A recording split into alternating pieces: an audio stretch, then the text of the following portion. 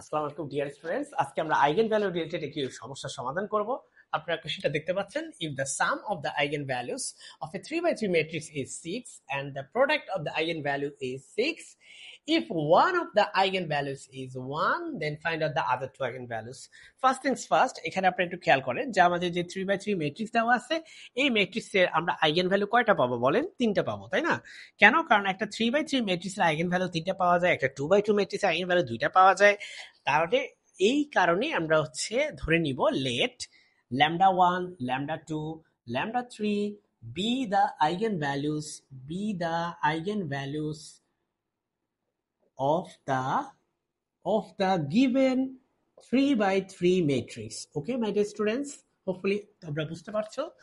এখন তারপর দেখো তোমাদের কি দেওয়া আছে, the sum of the eigenvalues is 6. So sum now λ1 plus λ2 plus λ3 সাম নিলাম, সেটা পেলাম 6। আরো কি দেওয়া আছে মাই ডিয়ার স্টুডেন্টস, দেখতে পাচ্ছ যে the product of the eigenvalues is 6। তার মানে প্রোডাক্ট, তিনটার প্রোডাক্ট নাও, মানে হচ্ছে গুণফল নাও, এবং সেটাও তুমি হচ্ছে 6 পাবে মাই ডিয়ার স্টুডেন্টস। এবং দেখো if one of the eigen values is 1, তাহলে তুমি যে কোনো একটা আইগেন ভ্যালুকে এখানে 1 ধরে নাও my dear students. Let's say আমি λ3 যে মান, সেটাকে আমি হচ্ছে 1 ধরে নিলাম। ঠিক আছে, λ3 মান আমি 1 ধরে নিলাম। তাহলে তুমি এখানে বসিয়ে দাও λ3, এখানে যদি তুমি 1 বসিয়ে দাও তাহলে তুমি পাবে λ1 প্লাস λ2 ইকুয়াল টু 5। কারণ এখানে এটা যদি 1 হয় তাহলে 6 থেকে 1 বাদ দিলে হবে 5। That is my equation number 1 my dear students.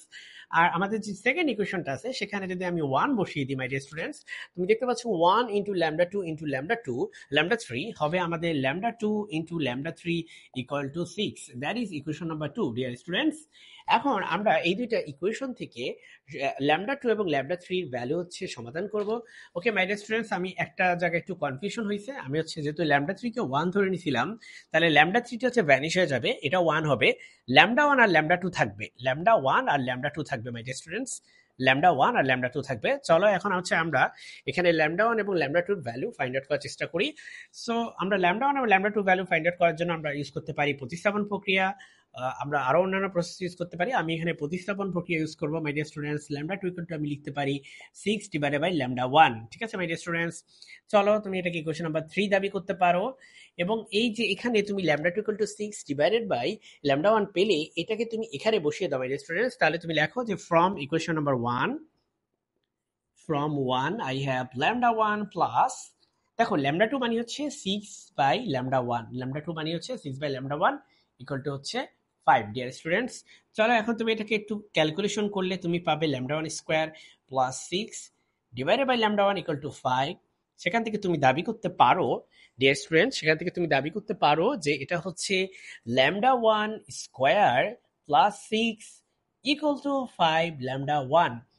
তাহলে চলো আমরা এই পাশে একটু স্পেসটা ইউজ করি ডিয়ার স্টুডেন্টস। এখানে আমরা দেখতে পাচ্ছি যে এটা হচ্ছে λ1 স্কোয়ার, আর এখানে আছে 5 λ1, 5 λ1 আমরা লিখলাম, আর এখানে একটা প্লাস 6 আছে।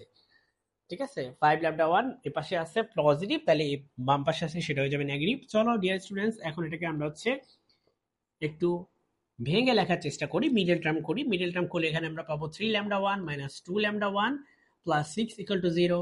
তাহলে এখান থেকে তুমি পাচ্ছ λ1 মাইনাস 3, আর এখানে পাবো তুমি λ1 মাইনাস 2 ইকুয়াল টু হচ্ছে 0।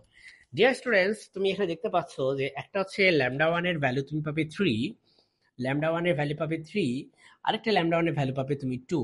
এবং যেহেতু দুইটা মানই হতে পারে না, যে কোনো একটা হতে পারে মাই ডিয়ার স্টুডেন্টস, সো আইদার হচ্ছে 3 হবে অথবা হচ্ছে 2 হবে।